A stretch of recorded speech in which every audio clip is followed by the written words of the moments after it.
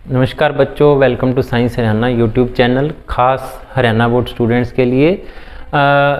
जैसा कि बच्चों हमारे एग्ज़ाम नज़दीक हैं, प्रैक्टिस के लिए सबसे अच्छा तरीका है प्रैक्टिस पेपर या पुराने सालों के पेपर्स करके देखना। तो आज हम कर रहे हैं प्री बोर्ड या प्रैक्टिस पेपर जो बोर्ड की साइट पर उपलब्ध है। पहला क्वेश्चन है बच्चों, angle between equipotential surface and electric field. तो बच्चों इलेक्ट्रिक फील्ड जो होता है हमेशा नॉर्मल होता है इक्विपोटेंशियल सरफेसेस के। तो आंसर आ जाएगा 90 डिग्री सी।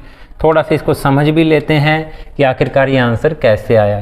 तो dv जो होता है बच्चों E डॉट डी आर,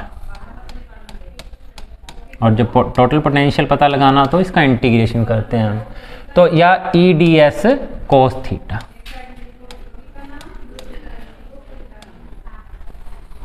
तो जब पोटेंशियल चेंज ही नहीं हो रहा, इक्वी पोटेंशियल सरफेस है, तो ये चीज़ क्या होगी?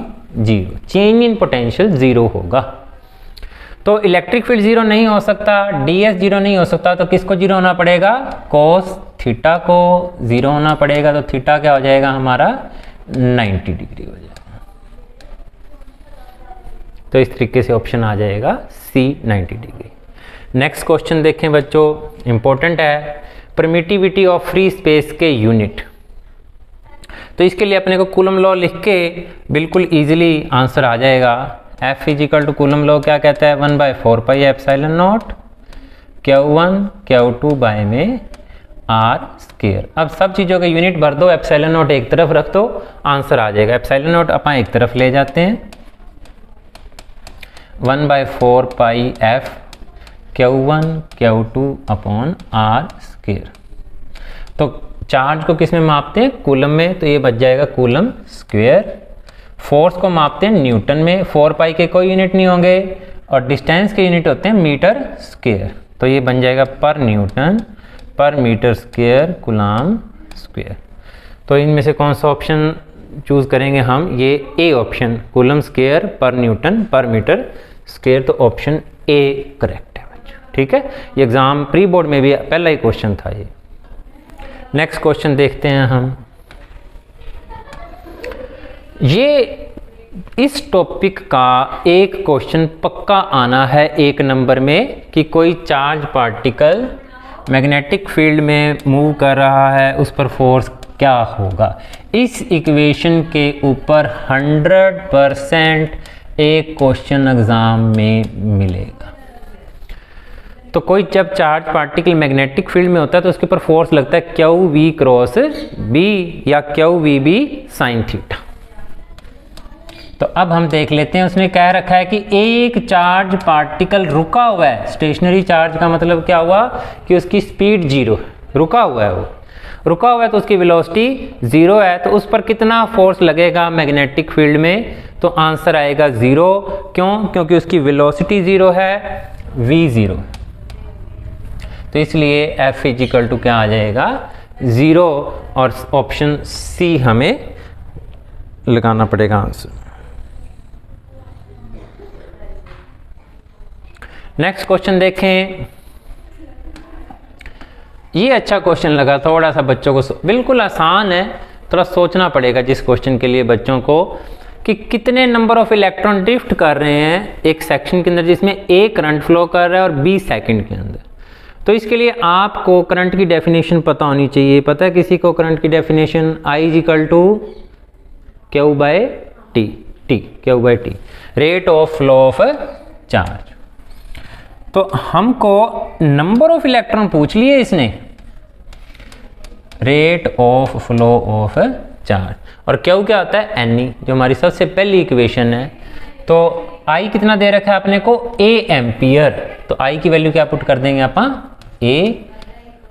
Q हमें पता लगाना है, नंबर ऑफ इलेक्ट्रॉन्स, और टाइम कितने? B सेकंड के लिए।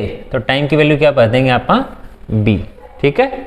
तो Q क्या आ जाएगा? A into B। अभी आंसर पूरा नहीं हुआ, ये तो टोटल चार्ज पता लग गया कि कितना फ्लो कर रहा है। उसने क्वेश्चन में पूछ रखा है what is the number of electrons. उसने नंबर ऑफ इलेक्ट्रॉन्स पूछ लिए, तो नंबर ऑफ इलेक्ट्रॉन्स के लिए क्या फार्मूला होगा हमारे पास? Q equal to Ne। ये बेसिक जरूर याद रखना सभी बच्चों ने। तो ए बी, तो हमें n पता लगाना है, तो ये a बाई बी है बच्चों, सॉरी, क्या is equal to a into b. दोबारा इसको आप लिख लेते हैं, I is equal to q by t, I दे रखा है a एम्पियर और टाइम दे रखा है b सेकेंड, तो क्यू इज इक्वल टू हो जाएगा a इंटू बी, क्यू होता है एन ई, हमें n पता लगाना है, तो e हो जाएगा ए बी बाय में, सॉरी n हो जाएगा ए बी बाय में e, जहां e क्या है इलेक्ट्रॉन का चार्ज, e क्या है चार्ज ऑफ इलेक्ट्रॉन। ठीक है, नेक्स्ट क्वेश्चन देखो, 5 क्वेश्चन हो गए हमारे। ये साइक्लोट्रॉन टॉपिक से आया हुआ है, या मोशन ऑफ चार्ज पार्टिकल, जब charge particle perpendicular to magnetic field चल रहा होता है तो उसका रेडियस का रेशियो पूछ रखा है। जब चार्ज पार्टिकल किसी मैग्नेटिक फील्ड में परपेंडिकुलरली एंटर करता है तो वो सर्कुलर पाथ में घूमने लग जाता है, तो सर्कुलर पाथ में घूम रहा है तो उसकी रेडियस भी होगी। तो इस फार्मूले से रेडियस का फार्मूला आ जाएगा हमारे पास, देखो फोर्स लग रहा है क्यू वी बी और सेंटीपिटल फोर्स क्योंकि वो सर्कुलर पाथ में घूम रहा है, इसको सोल्व करके रेडियस आ जाएगी हमारे पास एम वी बाय में क्यू बी। उसने रेडियस का रेशियो पूछ रखा है किस किस के बीच में, प्रोटॉन और अल्फा पार्टिकल के बीच में। A proton and alpha with equal momentum, momentum equal दे रखा है बच्चों। तो जो चार्ज होता है अल्फा पार्टिकल के ऊपर, प्रोटॉन के ऊपर 1 होता है और अल्फा पार्टिकल पर चार्ज होता है 2, क्योंकि उसके अंदर 2 प्रोटॉन है 2 न्यूट्रॉन है। बात समझ आ रही है बच्चों? उसने मोमेंटम सेम दे दिया ना, तो मास इंटू वेलोसिटी तो सेम है। ठीक है, अब रेडियस में फ़र्क है अगर, तो किसकी वजह से है? चार्ज की वजह से। मैग्नेटिक फील्ड भी सेम है। अब चार्ज प्रोटॉन के ऊपर तो होता है प्लस का ई, और अल्फा पार्टिकल क्या होता है? हीलियम का न्यूक्लियस, यानी कि इसके अंदर 2 प्रोटॉन और 2 न्यूट्रॉन है, यानी कि हीलियम का चार्ज 2 गुना है। तो इसलिए आंसर आएगा 2:1, क्योंकि चार्ज ज़्यादा होगा तो रेडियस कम होगी। तो अल्फा पार्टिकल का चार्ज 2 गुना है तो उसकी रेडियस कम होगी, और प्रोटॉन की ज़्यादा होगी, तो 2:1 आंसर आ जाएगा। तो क्वेश्चन ध्यान से पढ़ना है। मैंने जब ये खुद सॉल्व किया था तब मैंने इक्वल वेलोसिटी सोच के सॉल्व कर दिया था इसको, इक्वल मोमेंटम दे रखा है। ठीक है, m इंटू वी सेम है इनका, तो चार्ज से इसका आंसर आ जाएगा। 7th क्वेश्चन, तो आंसर क्या आ जाएगा? 2:1। एक इलेक्ट्रॉन लैंप जिसकी की वोल्टेज 220 वोल्टेज से जलाया गया, 110 वाट उसकी रेटिंग है, कितना करंट फ्लो करेगा? तो P इक्वल टू होता है V इंटू आई। P पावर का फार्मूला क्या है? Voltage into current. तो यहाँ से अपने को इसने क्या क्या दे रखा है? P दे रखा है, V दे रखा है, I पता लगाना है। खुद कोशिश करो करने की, यहाँ मैं भी करता हूँ। P दे रखा है 110 वाट, वोल्टेज 220 और करंट पता लगाना है। करंट आ जाएगा 110/220, 11/22 क्या होता है? 1/2, यानी कि 0.5 एम्पियर करंट फ्लो करेगा इसमें से। इसकी रेजिस्टेंस भी पूछ सकता है बल्ब की, तो उसके लिए P equal to V²/R formula लगा के आप रेजिस्टेंस पता लगा सकते हैं। नेक्स्ट क्वेश्चन देखो, बड़ा इंटरेस्टिंग क्वेश्चन, 8वां क्वेश्चन। इनमें से किस में टोटल इंटरनल रिफ्लेक्शन संभव है? टोटल इंटरनल रिफ्लेक्शन तभी होती है जब लाइट डेंसर से रेयर में जाती है, यानी पानी से हवा में, ग्लास से हवा में, डेंसर से रेयर में जाती है तभी टोटल इंटरनल रिफ्लेक्शन होती है। यहाँ सी ऑप्शन में पानी से हवा में जा रहे हैं, तो हम हालांकि इतनी आसानी से नहीं कह सकते क्योंकि यहाँ वाटर टू ग्लास भी ऑप्शन दे रखा है। देखो डायमंड का रिफ्रैक्टिव इंडेक्स है 2.4, यहाँ मैं सभी के रिफ्रैक्टिव इंडेक्स बता देता हूँ ताकि वैसे आंसर सी है क्योंकि डेंसर टू रेयर सिर्फ इसी में जा रही है। एयर टू मरकरी यानी रेयर टू डेंसर गई तो नॉट पॉसिबल। और पता होना चाहिए, मैंने मरकरी का रिफ्रैक्टिव इंडेक्स ध्यान नहीं है मुझे। वाटर का 1.33, ग्लास का 1.55। तो यहाँ कहाँ जा रही है, रेयर से डेंसर नहीं होगा। यहाँ ग्लास का 1.5 और डायमंड का होता है लगभग 2.34 या 2.4, तो ये फिर क्या हो गया, रेयर से डेंसर, तो नॉट पॉसिबल। सिर्फ किसमें पॉसिबल होगा, डेंसर से रेयर, यानी कि C option.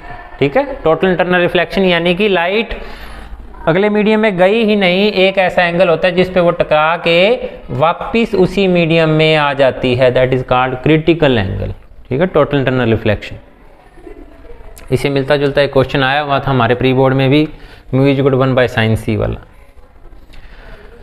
Name the electromagnetic radiation, एक ये नंबर भी पक्का ही मानो कि इलेक्ट्रोमैग्नेटिक रेडिएशन का यूज़ का हमारे प्री बोर्ड में आया हुआ था। अल्ट्रावायलेट रेडिएशन के यूजेस आ रखे थे बैक्टीरिया किल करने में। ठीक है, लगभग सैनिटाइजेशन में यूवी रेडिएशंस का यूज़ होता है। यहाँ उसने पूछ लिया, यूज़ बता रखा है, कौन से रेडिएशन यूज़ होगी इसमें। तो हेज और फॉग में जो इलेक्ट्रोमैग्नेटिक स्पेक्ट्रम जो यूज़ होता है वो होता है इंफ्रारेड। ठीक है, बाकी चेक कर लेना एक बार बुक से, कई बार ये चीज़ें याद स्किप हो जाती हैं। बाकी जहाँ तक मैंने चेक किया है, इंफ्रारेड स्पेक्ट्रम जो है इलेक्ट्रोमैग्नेटिक वेव का यूज़ होता है हमारा किसमें, फॉग और हेज में देखने के लिए। अगला क्वेश्चन काफ़ी मिस्टेक कर रखी है, लेकिन समझा देता हूँ मैं। 11वां क्वेश्चन, 9वां क्वेश्चन, 11वां क्वेश्चन आ गया हमारा। यहाँ पे एक न्यूक्लियर रिएक्शन दी है जिसमें कार्बन बोरोन में डिके हो रहा है। तो यहाँ पे बच्चों पॉजिट्रॉन आता है। यहाँ ये जो गलती कर रखी है प्रिंट में, यहाँ एक पॉजिट्रॉन होता है। पॉजिट्रॉन होता है +1 0। वैसे पॉजिट्रॉन को कई बार ऐसे लिखते हैं, इलेक्ट्रॉन को ऐसे लिख देते हैं। तो पॉजिट्रॉन को वैसे जब न्यूक्लियर रिएक्शन में लिखोगे तो कैसे लिखोगे, ऐसे, और इलेक्ट्रॉन को कैसे लिखोगे, -1 0। तो यहाँ पे 6 से 5 हो गया इसका एटॉमिक नंबर, यानी कि +1 जब जुड़ेगा तभी 5 और 1 का जोड़ 6 होगा ना। तो यहाँ पे क्या एक निकला है, साथ में बोरॉन तो बना ही है। क्या निकल के बोरॉन बना है, एक पॉजिट्रॉन निकल के। दो चीज़ें होती हैं, प्रोटॉन नहीं बच्चों, पॉजिट्रॉन, इलेक्ट्रॉन का एंटी पार्टिकल। कई बच्चे इसको प्रोटॉन समझते हैं, ये प्रोटॉन नहीं है, ये क्या है, इलेक्ट्रॉन का एंटी पार्टिकल पॉजिट्रॉन। इसका चार्ज अपोजिट होता है, मास इलेक्ट्रॉन के बराबर होता है। प्रोटॉन तो 1000 गुना भारी होता है इलेक्ट्रॉन से, लेकिन पॉजिट्रॉन का मास इलेक्ट्रॉन के बराबर होता है। ये इसका एंटी पार्टिकल है। तो जब भी पॉजिट्रॉन एमिट होता है तो न्यूट्रिनो एमिट होता है। तो साथ में क्या एमिट होएगा यहाँ पे, न्यूट्रिनो। हमेशा पार्टिकल के साथ एंटी पार्टिकल एमिट होता है, एंटी पार्टिकल के साथ पार्टिकल एमिट होता है। ये थोड़ा सा जानकारी हायर लेवल की है। तो यहाँ पॉजिट्रॉन के साथ क्या एमिट होगा, न्यूट्रिनो। न्यूट्रिनो हाइपोथेसिस भी है, काफ़ी इंटरेस्टिंग है। तो ये इसमें इसने पूछा है कि x के स्थान पर क्या होगा। तो x के स्थान पर क्या होगा, न्यूट्रिनो। क्या होगा, लिख लो इसकी स्पेलिंग भी, न्यूट्रिनो। न्यूट्रिनो एक चार्ज लेस, मास लेस पार्टिकल है। इसको पहचानना ही बहुत मुश्किल था। न्यू से इसका सिंबल, न्यूट्रिनो एमिट हो रहा है। ठीक है, इसने सिर्फ पूछा है। अब देखो कैसे भी कह सकते हैं न्यूट्रिनो, कैसे, हमारा मास नंबर पूरा हो गया और एटॉमिक नंबर और मास नंबर का जोड़ तो पूरा होगा, बाकी बचा क्या, न्यूट्रिनो। नेक्स्ट क्वेश्चन देखें, डी ब्रोगली फार्मूला। तो एक क्वेश्चन तो मैंने कहा F equal to q v b sine theta से पक्का आना है, एक क्वेश्चन डी ब्रोगली फार्मूले से पक्का आना है।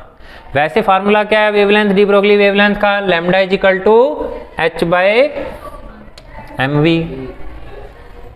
डी ब्रोगली वेवलेंथ चलते हुए पार्टिकल के साथ एक वेव एसोसिएट होती है, h/mv।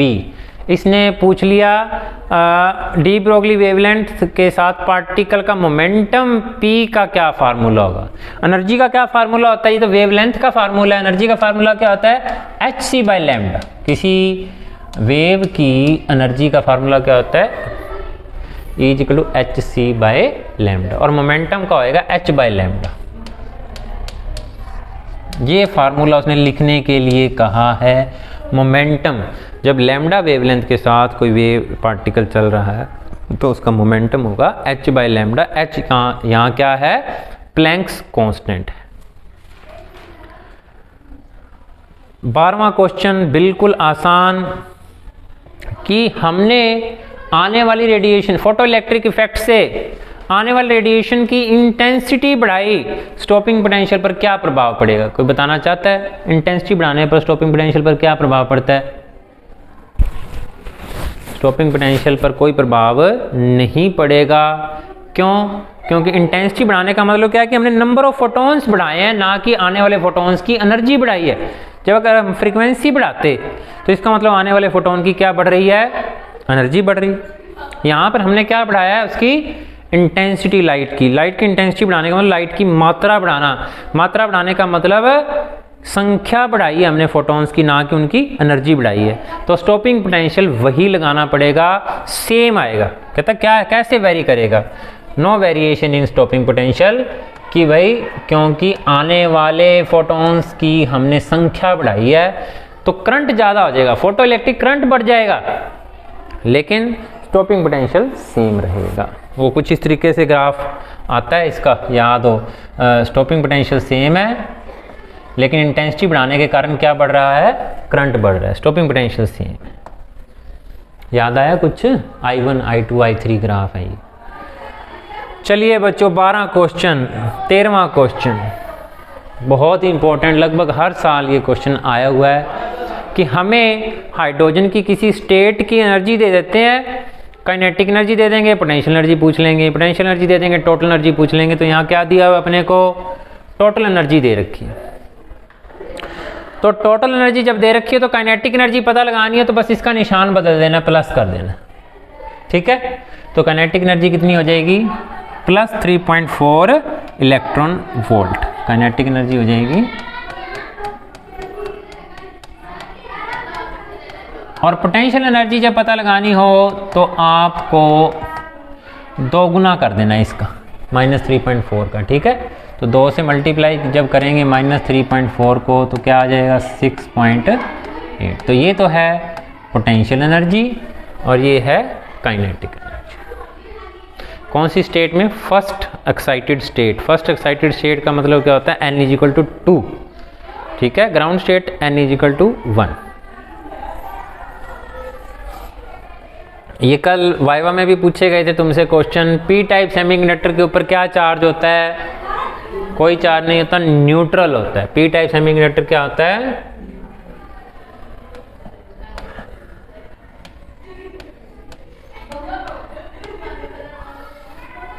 उसके बाद 15वां और आखिरी क्वेश्चन आज का, 2 लेंस की पावर दे रखी है, हमें उसकी फोकल लेंथ पता लगानी।